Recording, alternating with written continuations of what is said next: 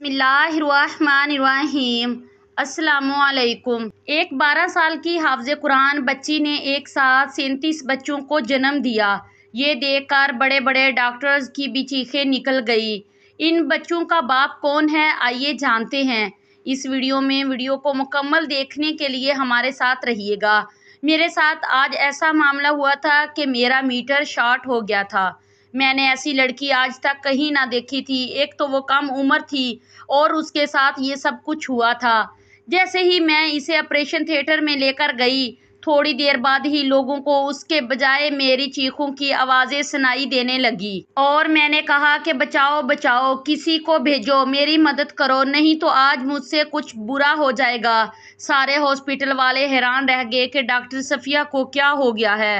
اس کے بعد سب ڈاکٹرز میری طرف بھاگے۔ میں نے ڈاکٹرز کی ایک پوری ٹیم بلائی اور ہم لوگوں نے 16 گھنٹے کے پروسیجر کے بعد اس کیس کو ہینڈل کیا۔ 16 گھنٹے تک ہم سب لوگ حیران اور پریشان تھے کہ یہ ہمارے ہاسپٹل کا ہی نہیں، شاید پوری دنیا میں ہونے والا معجزہ تھا۔ میرے ایک سینئر ڈاکٹر کہتے تھے کہ معجزے ہاسپٹلز میں ہی ہوتے ہیں، مگر آج واقعی یقین ہو گیا اور اب آپ لوگوں کو یہ کہانی سنانے لگی ہوں، کیونکہ جب میں نے اس لڑکی کا الٹرا ساؤنڈ کیا تو اس کے پیٹ میں 1 نہیں، 2 نہیں، 10 نہیں، بلکہ پورے 100۔ اور آج ایک عام سا دن تھا۔ میں اپنے ساتھی ڈاکٹر کے ساتھ بیٹھی تھی۔ فی الحال کوئی کیس نہ تھا، شام ہونے والی تھی، مغرب کا وقت تھا۔ میں نے آیا سے کہا کہ چائے اوپر رکھ دے اور ساتھ کھانے کے لیے کوئی چیز منگوا لیں۔ اتنی زیادہ گرمی تھی اور ہم لوگ اس گاؤں کے ہاسپٹل میں ڈیوٹی پر تھے۔ ہسپتال تو یہ بہت بڑا تھا، مگر آس پاس گاؤں تھا۔ عجیب و غریب قسم کی عورتیں آتی تھیں جن کو ہینڈل کرنا پڑتا تھا۔ ایسی عورتیں بھی آتی تھیں کہ جن کو 4-5 مہینے تک پتہ ہی نہیں ہوتا تھا کہ ان کے اولاد ہونے والی ہے، اور ان کو اس کے بعد پتہ چلتا تھا کہ ہم نے تو آج تک الٹرا ساؤنڈ ہی نہیں کروایا کیونکہ ہماری ساس نہیں کروانے دیتی ہے۔ اور کچھ عورتیں عین وقت پہ آ جاتی ہیں کہ بس آج ہی ہماری ڈیلیوری ہے، نہ کہ ان کے ٹیسٹ ہوئے تھے اور نہ ہی ان کے بلڈ ٹیسٹ کروائے جاتے تھے، اور وہ سیدھا ہمارے پاس آ کے بیٹھ جاتی تھی۔ میں اپنی ساتھی ڈاکٹر سے یہی بات کر رہی تھی کہ ایسی عورتوں کو آگاہی کون دے گا۔ اس نے کہا کہ وہ سب تو ٹھیک ہے، مگر ابھی ہم یہاں پر صرف 2 ڈاکٹرز موجود ہیں، اگر کوئی کیس آ گیا تو کیا ہوگا؟ میں نے کہا کہ نہیں آئے گا کوئی کیس، مجھے نہیں لگتا کہ اگر کوئی آئے گا تو ہینڈل کر لیں گے۔ مجھے کیا پتا تھا کہ آج ہماری زندگی کا سب سے مشکل کیس آنے والا تھا۔ وہ لڑکی جب اپنی ماں کے ساتھ اندر داخل ہوئی تو مجھے نہیں پتا تھا کہ وہ لڑکی ماں بننے والی ہے۔ اس نے ایک بڑی سی چادر اوڑھ رکھی تھی۔ وہ ایک سائیڈ پہ بینچ پر بیٹھ گئی اور اس کی ماں کاؤنٹر کی طرف گئی۔ تھوڑی دیر بعد کاؤنٹر والی میرے پاس آئی اور اس نے کہا کہ ڈاکٹر صاحبہ، ڈیلیوری کا کیس آیا ہے۔ میں نے کہا کہ کس کا؟ تو اس نے کہا کہ وہ جو سامنے لڑکی بیٹھی ہے نا، اس کا۔ میں چائے پی رہی تھی، چائے گویا میرے منہ سے باہر نکل آئی۔ میں نے کہا کہ اس لڑکی کا کیس ہے، کیونکہ جب میں نے اسے دیکھا تو وہ بہت کم عمر تھی۔ میں تو حیران رہ گئی۔ ہاں، یہ گاؤں تھا، یہاں پہ کم عمر عورتوں کے کیس ہم نے پہلے بھی دیکھے تھے، لیکن یہ معاملہ کچھ ضرورت سے زیادہ ہی عجیب تھا۔ میں نے کہا کہ اچھا پوچھو کیا ہو رہا ہے، ساری رپورٹ بناؤ اور فائل بنا کر پھر مجھے بتاؤ۔ اس نے کہا کہ جی بڑا مشکل سا کیس لگ رہا ہے، اس کا تو ابھی تک نہ ہی کوئی ٹیسٹ ہوا ہے اور نہ ہی الٹرا ساؤنڈ ہوا ہے، بس وہ کہہ رہی ہے کہ میری طبیعت خراب ہے۔ میں نے کہا کہ اچھا چلو پھر پہلے الٹرا ساؤنڈ کر لیتے ہیں۔ میں نے اپنی دوست کو کہا کہ میں یہ معاملہ دیکھتی ہوں، تم وارڈ میں راؤنڈ لگا لو، پھر دیکھتے ہیں کہ کیا ہوتا ہے۔ مجھے لگتا ہے کہ کیس نارمل ہی ہوگا۔ اس نے کہا کہ ہاں ٹھیک ہے۔ ہم اپنی باتیں کر رہے تھے جیسے ڈاکٹرز اپنی باتیں کرتے ہیں۔ وہ لڑکی میرے ساتھ آ گئی اور میں نے کہا کہ چلو تمہارا الٹرا ساؤنڈ کرتے ہیں۔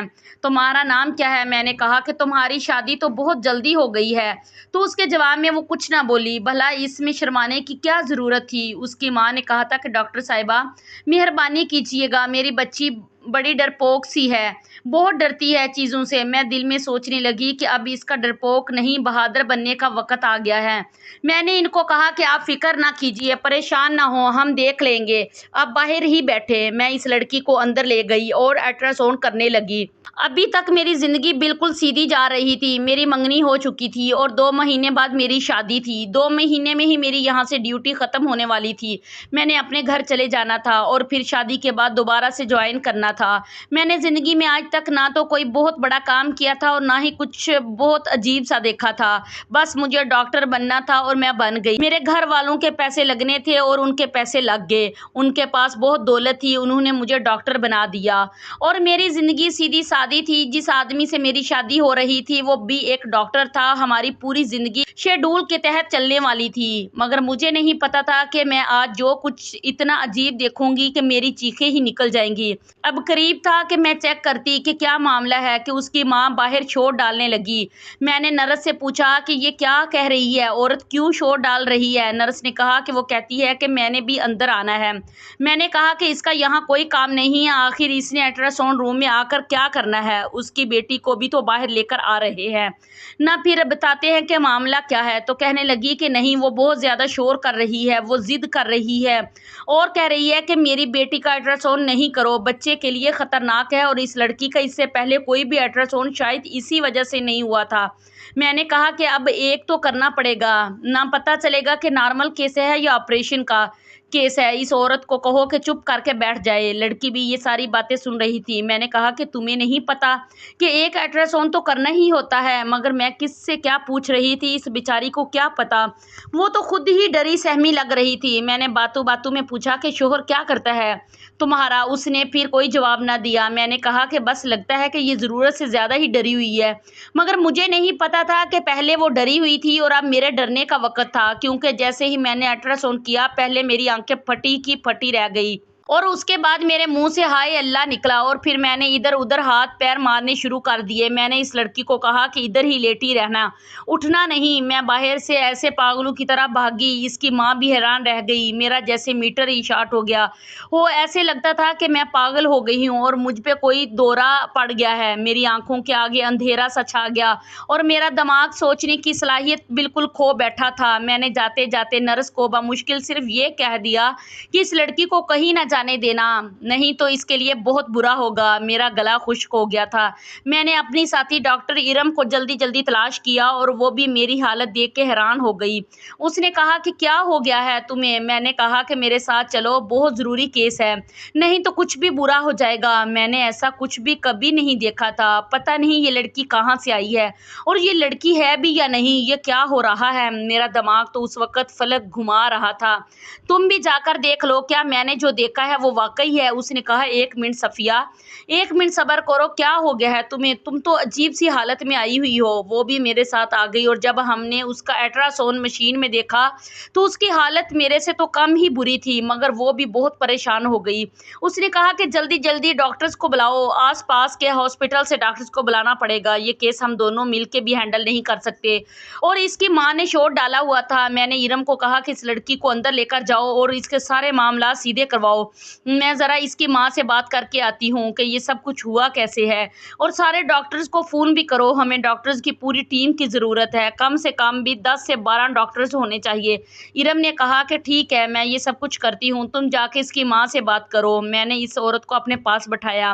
میں نے کہا کہ ہاں جی، آپ کا کیا نام ہے؟ تو اس نے کہا میرا نام ہاجرہ ہے۔ میں نے کہا کہ ہاجرہ بی بی، اب میں تم سے سیدھا سیدھا جو سوال کروں گی مجھے اس کا سیدھا سیدھا جواب دینا۔ اس لڑکی کی شادی کروائی ہے تم نے؟ اس کا شوہر کون ہے؟ اس کے شوہر کو بلاؤ، کیونکہ اس کے شوہر کے یہاں ہونا بہت زیادہ ضروری ہے۔ اس نے کہا کہ جی، شوہر کا کیا کام ہے؟ یہ تو عورتوں کے معاملات ہوتے ہیں، وہ یہاں پہ آ کے کیا کریں گے؟ یہ تو زنانیوں کا ہسپتال ہے، تو اس نے یہاں پر آ کر کیا کرنا ہے؟ وہ بالکل ویسے ہی عورت لگ رہی تھی جیسے گاؤں کی عورتیں ہوتی ہیں، جیسے کسی بات کا کچھ پتہ ہی نہیں ساس ہو۔ تو اس نے کہا کہ میں اس کی ماں ہوں، اس کی ساس نہیں۔ میں نے کہا کہ اس کے شوہر کو بلاؤ، اس کے شوہر کے دستخط کے بغیر ہم لوگ آپریشن نہیں کر سکتے۔ یہ بات تو ہمیں پتہ ہے نا۔ جب میں نے 2 سے 3 دفعہ کہا کہ اس کے شوہر کو بلاؤ تو اس نے کہا کہ اس کا شوہر نہیں ہے، وہ ملک سے باہر گیا ہوا ہے۔ پھر میری اس سے فون پر بات کروا دو، میرے پاس باہر کے ملک کال کرنے والا پیکج ہے، تو مجھے نمبر بتاؤ، میں کال کرتی ہوں۔ مگر وہ مزید ڈر گئی، تو اس نے کہا کہ نہیں، وہ باہر کے ملک میں نہیں ہے، وہ تو اسی ملک میں رہتا ہے۔ تو اس نے کہا کہ آپ مہربانی کر کے ہماری مدد کیجیے۔ میں نے کہا کہ عمر کم تھی اس کی تو یہ سب کچھ ہونے ہی نہ دیتی، آپ کو کیا بتاؤں، بس آپ مہربانی کر کے ہماری مدد کریں، اس کی عمر کم تھی ورنہ یہ سب کچھ اس کے ساتھ نہ ہونے دیتی۔ میں نے کہا کہ کیا مطلب، کچھ برا ہوا ہے کیا؟ تو اس نے کہا کہ ہاں، بہت برا ہوا ہے۔ میں نے کہا کہ پھر تم نے رپورٹ کیوں نہیں کروائی، کیس کیوں نہیں کروایا، معاملے کو یہاں تک کیوں پہنچنے دیا؟ تو اس نے کہا کہ ڈاکٹر صاحبہ بڑی لمبی کہانی ہے، بس آپ میری بیٹی کو بچا لیجئے۔ میں نے کہا لمبی کہانی مختصر بتاؤ۔ میں ساتھ ساتھ میں باقی معاملات بھی دیکھ رہی تھی، ڈاکٹرز کو میسج بھی کر رہی تھی اور فون بھی کر رہی تھی۔ اس حالت میں ایسے کسی کو شارٹ نوٹس پہ بلانا بالکل بھی آسان نہ تھا، مگر وہ لوگ بھی آ رہے تھے اور باقی انتظامات بھی ہو رہے تھے۔ ہاسپٹل میں سب لوگ ہی بھاگ رہے تھے، ایک طرح سے جیسے ایمرجنسی ہی نافذ ہو گئی تھی۔ کوئی ادھر جا رہا تھا اور کوئی ادھر جا رہا تھا، سارے معاملات کرنے تھے، کام کرنے تھے۔ ڈاکٹر ارم اپنے کاموں میں لگ گئی تھی، مگر وہ بہت میرا ساتھ دے رہی تھی۔ وہ بہت اچھی ڈاکٹر تھی، مجھ سے بھی زیادہ اچھی تھی۔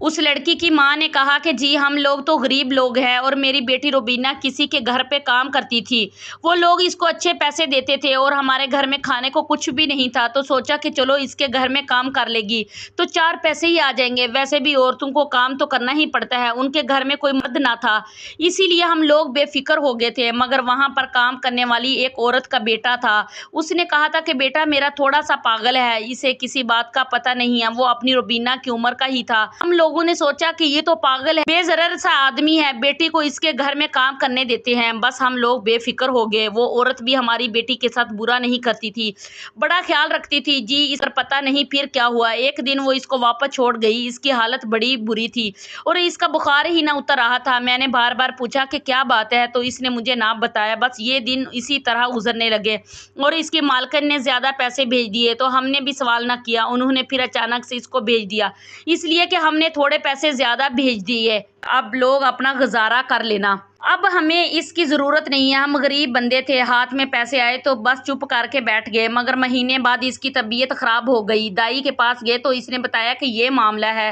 اس سے پوچھا تو یہ سب کہنے لگی کہ مجھے نہیں پتا یہ سب کچھ کیسے ہوا ہے۔ میں نے اس سے بار بار پوچھا جی اور آج کی تاریخ تک پوچھ رہی ہوں، مگر مجھے کچھ بتاتے ہی نہیں ہیں۔ اس کے بعد میں یہ سب کچھ چھپاتی رہی اور گاؤں کی کسی نرس اور دائی ڈاکٹر سے اس کو دوائی لے کے دیتی رہی، مگر اس کا اثر ہی نہیں ہوا۔ اس کے باپ نے بھی بڑی باتیں سنائی، اب وہ بھی ناراض پھر رہا ہے۔ یہ سب کرتے کرتے مہینے گزر گئے۔ آج یہ کہنے لگی کہ میری طبیعت خراب ہو رہی ہے تو میں اسے لے کر ہسپتال آ گئی ہوں، اب آپ لوگ ہی بتائیں کہ میں کیا کروں۔ میں نے کہا کہ جس جگہ پہ کام کرتی تھی اس عورت کا نام اور نمبر بتاؤ، تو اس نے مجھے نام اور نمبر بتا دیا۔ اس کا مطلب کہ وہ جھوٹ نہیں بول رہی تھی، ٹھیک ہی کہہ رہی تھی۔ میں نے کہا کہ ٹھیک ہے، اب یہاں بیٹھو اور اپنی بیٹی کے لیے دعا کرو، کیونکہ اس میں غلطی تمہاری ہی ہے، تمہیں اتنی کم عمر لڑکی کو کام کے لیے کسی اور کے گھر نہیں چھوڑنا چاہیے تھا۔ باقی سارے ڈاکٹرز پہنچ گئے تھے، پورے 16 ڈاکٹرز تھے، وہ سبھی حیران تھے اور اپنا کام چھوڑ کر آئے تھے۔ میں نے ان کو جب بتایا تو ان کی حیرانگی مزید بڑھ گئی اور انہوں نے کہا کہ آج تو ہم سب کے لیے ایک امتحان ہے، آخر یہ کیس کس طرح ہینڈل ہوگا۔ ہم سب لوگ اپنے اپنے کام میں لگ گئے اور ہمیں پتہ ہی نہیں چلا کہ کتنے گھنٹے گزر گئے، کرتے کرتے 16 گھنٹے گزر گئے اور تب کہیں جا کر ہم اس لڑکی کی جان بچانے میں کامیاب ہو گئے اور اس کی بچوں کی بھی، کیونکہ وہ ایک ساتھ ہی بہت سارے بچوں کی ماں بن گئی تھی۔ جب ہم لوگ ہسپتال میں تھے اور یہ سارا کیس چل رہا تھا تو بچے اس آپریشن تھیٹر سے ایسے باہر آ رہے تھے کہ جیسے اندر ایک نہیں، 2 نہیں، 20 عورتیں بیٹھی ہوں اور ان سب کے ہاں ولادت ہو رہی ہو، کیونکہ یہ کم عمر لڑکی جس کا نام روبینہ تھا، جس کو اپنے بچوں کے باپ کے بارے میں بھی پتہ نہ تھا اور اس کی ماں بھی الٹی سی کہانی سنا رہی تھی اور بقول اس کی ماں کے ساتھ سب کچھ برا ہوا تھا۔ اس نے آج پورے 37 بچوں کو جنم دیا تھا، جن میں سے کچھ کو بالکل فوراً وہاں سے لے جایا گیا اور کچھ کو وہیں پہ رکھا گیا کہ وہ بالکل صحت مند تھے، لیکن ان کو بھی وہاں سے لے جایا گیا۔ بہت بڑی بھگدڑ مچ گئی، ساری ایمبولینس کو فال ہونا پڑا، سب ڈاکٹرز نے اپنا ٹائم دیا۔ سب سے زیادہ پریشر مجھ پہ تھا کہ یہ میرا کیس تھا، روبینہ کی حالت میں ابھی کوئی اتنی اچھی نہ تھی، ابھی ہم اس کو شفٹ نہیں کر رہے تھے، وہ ICU میں تھی مگر خطرے سے باہر تھی اور اسے اس آپریشن کے بعد ہاسپٹل میں کم سے کم بھی 2 ہفتے گزارنے تھے۔ جب معاملات تھوڑے بہتر ہو گئے، پتہ چل گیا کہ سارے بچے ٹھیک ہے اور ان کے کھانے پینے پر کپڑوں کا انتظام بھی بہت سے لوگوں نے مل کر ہی کیا تھا، وہ سب معاملہ اپنی جگہ تھے۔ یہ دن میرے لیے بہت لمبا تھا اور اسے اگلا دن بھی اس کی ماں اپنی بیٹی کے پاس पास बैठी थी। मैंने इसे कहा कि तुम बस अपनी बेटी का ख्याल रखो और बच्चों को हम देख लेंगे। वो भी बुरी तरह रो रही थी, परेशान थी। मैंने इसे तसल्ली दी और जब मुझे थोड़ा सा वक्त मिला तो मैंने इस औरत को फ़ोन किया जिसके घर पे ये लड़की काम करती थी।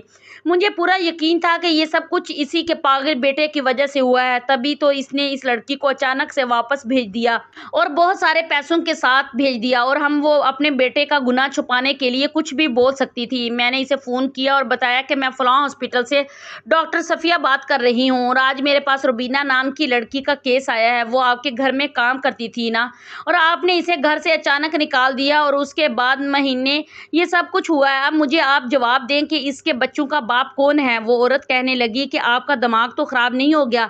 आजकल तो डॉक्टर्स पागल हो गए हैं। अब वाकई डॉक्टर्स नहीं डॉक्टर हैं भी या नहीं, क्योंकि ऐसी कोई लड़की मेरे घर में काम नहीं करती थी। हाँ, मेरे घर एक लड़की ज़रूर काम करती थी जिसका नाम हाजरा था और इसकी बेटी का नाम रुबीना था, मगर मुझे फिर इस औरत के बारे में पता चला कि वो बिल्कुल भी अच्छी औरत नहीं है और इसकी बहुत ही गलत किस्म का काम है। इसीलिए मैंने इसको अपने घर से निकाल दिया था। और आपको किसने कह दिया कि मेरा बेटा पागल है? मेरा बेटा बिल्कुल भी पागल नहीं है। मेरा एक नहीं, मेरे 4 बेटे हैं। 2 बेटे आपकी तरह डॉक्टर बन रहे हैं और उम्मीद है कि डॉक्टर बन के आपकी तरह पागल नहीं हो जाएंगे।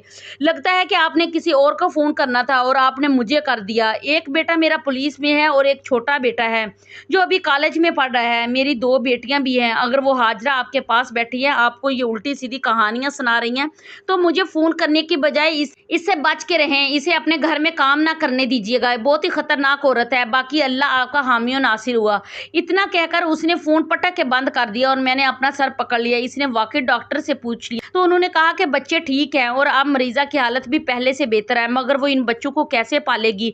हमें ये बात मीडिया तक पहुंचानी होगी ताकि इन बच्चों की मदद करने के लिए बहुत सारे लोग आ सके।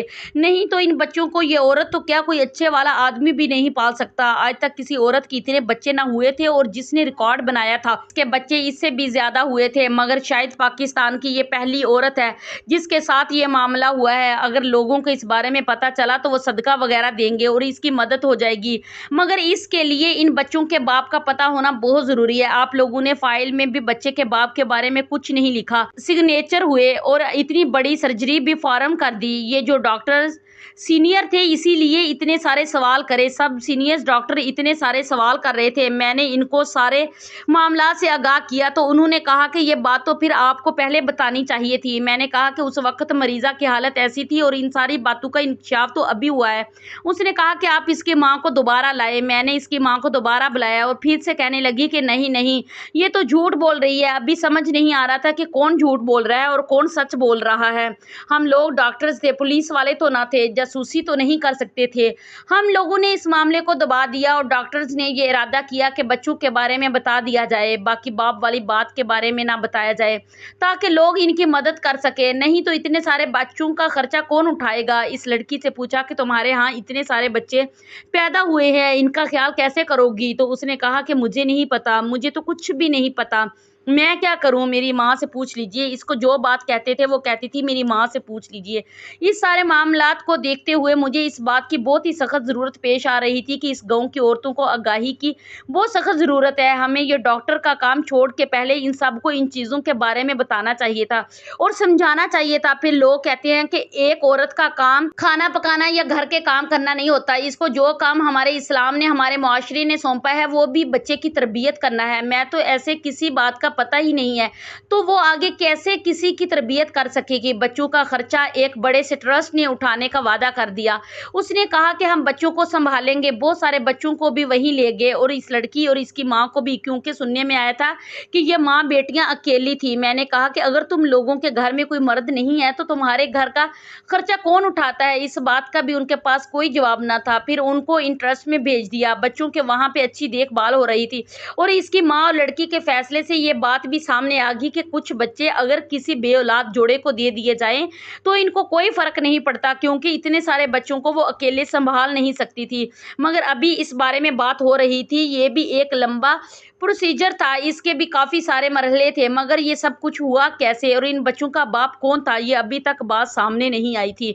बस अब ये बात सामने आई तो हम सब के होश हो चुके थे, हमारे दिमाग जैसे फिर से माउफ हो चुके थे और मेरी हालत तो फिर से वैसी हो गई थी जैसे ये जानकर हुई थी कि इस औरत के सारे बच्चे पैदा होने वाले हैं।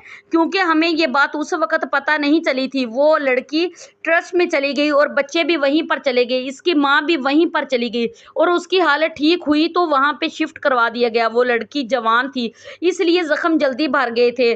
फिर इसके बाद कौन किसी के बारे में पूछता है, हमारे हॉस्पिटल में और भी हज़ारों मरीज थे और अब हम बाद में तो किसी से नहीं पूछते थे कि वो ठीक है या नहीं। अगर इनका कोई मसला होता था तो खुद ही हॉस्पिटल आ जाते थे, मगर मेरे दिमाग में ये बात बैठ गई थी। इनका पता करने चली गई। वो लोग तो वहाँ पर नहीं रहते थे, मगर हमसायों से मैं इनके लोगों के बारे में पूछगछ कर सकती थी कि ये दोनों माँ बेटियाँ कैसी थी। और जब मैंने थोड़ी पूछगछ की तो मुझे पता चला कि वो मेरे लिए बहुत ही अजीब था। उन्होंने कहा कि इसका बाप जिंदा है, यानी कि रुबीना का बाप तो उनके साथ नहीं छोड़ के चला गया है, क्योंकि इनके दोनों माँ बेटियों के काम ही ऐसे हैं। कसूर इसमें लड़की का नहीं है, वो बेचारी मासूम है, मगर सब कुछ इसकी माँ का किया धरा है। इनके पास पैसे कमाने का और कोई जरिया नहीं है, इसलिए ये वो काम करती थी जो औरतों को नहीं करना चाहिए था।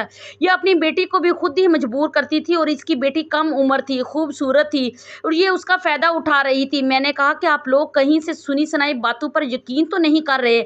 ऐसा तो नहीं है कि बस दो शरीफ औरतों को इस मोहल्ले में बदनाम किया गया है? तो उन्होंने कहा नहीं, ऐसी बात बिल्कुल भी नहीं है। आप जिससे भी पूछ लें वो आपको यही कहेगा।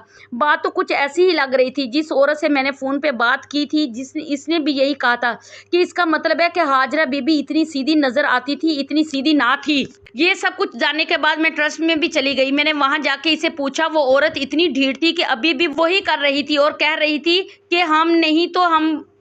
हम तो बड़े शरीफ लोग हैं, ऐसी तो कोई बात नहीं। फिर मैंने पूछा कि इस लड़की के बच्चों का बाप कौन है, तो वो चुप हो जाती थी। फिर मैंने रुबीना से बात की और उसने मुझे एक एक लफ्ज़ बता दिया। वही बात थी जो मोहल्ले वाले बता रहे थे। मुझे बहुत ज़्यादा अफसोस हुआ, वो भी रोने लगी। मैंने कहा कि अब तुम यहाँ पे महफूज हो, अगर तुम्हें तुम्हारी माँ यहाँ से ले जाने लगे तो तुमने नहीं जाना। और ये जो यहाँ काम करती हैं वहीदा, तो आप भी इनको बता देना और कहीं पर भी ना जाना। वहीदा इस ट्रस्ट के इंचार्ज थी। मैंने इनको भी सब कुछ बता दिया। उन्होंने कहा कि इसकी माँ को यहाँ से बाहर तो नहीं फेंक सकते, मगर इस पर नज़र रखेंगे, बच्चों का भी ख्याल रखेंगे। अभी तक तो 2 बच्चों को बेऔलाद जोड़ों के हवाले कर दिया है और रुबीना ने खुद इनकी गोद में बच्चा पकड़ाया है। वो बिल्कुल भी परेशान नहीं थी, खुश थी।